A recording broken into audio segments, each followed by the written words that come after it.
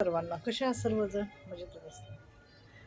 पूर्वीच्या काळी आहे ना, म्हणजे माझी आई वडील होते ना त्यावेळेस मिलो भेटायचं, लाल ज्वारी भेटायची आणि अ, म्हणजे काही अन्नधान्य फार महाग म्हणजे मिळत नव्हतं लोकांना. मिळायचं पण लोकांकडे एवढे पैसे नसायचे. तर लाल ज्वारीची भाकरी, लाल चपात्या असं व्हायचं. आई म्हणायची आमच्या टायमाला. आमच्या वेळेस तर होते गहू वगैरे चांगले, असं नाही, पण आईच्या वेळेस. आणि ती लोकं ती खायची आणि खूप सुदृढ होती बरं का, ताकदवार होती तरी एवढं त्यांना जास्त भाकरी नव्हत्या घरात.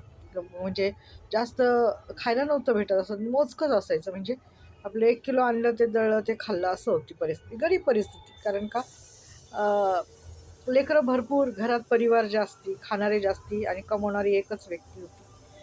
हल्ली काय झालेलं आहे, इतकी माजुरडी लोकं झालेली आहेत ना, इतकी माजलीत ना, खरंच मी सांगते, कुठे लग्नात गेले, कोणाच्या बर्थडेला गेले, कुठे हॉटेलमध्ये गेले, बघा किती जेवण वेस्ट करतात. करतात का नाही? मला भयंकर राग येतो. खूप राग येतो. कारण का आज ह्या अन्नासाठी किंवा ह्या अ, पोटात पोटासाठी खळगी भरण्यासाठी लोकं कुठं-कुठं जातात, हो की नाही? आणि काय-काय कामं करतात. किती लोकांना लांब राहावं लागतं. आणि ज्याला भूक लागलेली ना, त्याला माहिती असतं भाकरीचं महत्त्व. ज्याचं पोट भरेल आहे त्याला कधीच माहिती नसतं.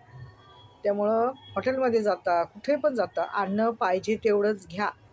वेस्ट करू नका. माहिती आहे का? ही माझी कळकळीची तुम्हाला नम्र विनंती आहे.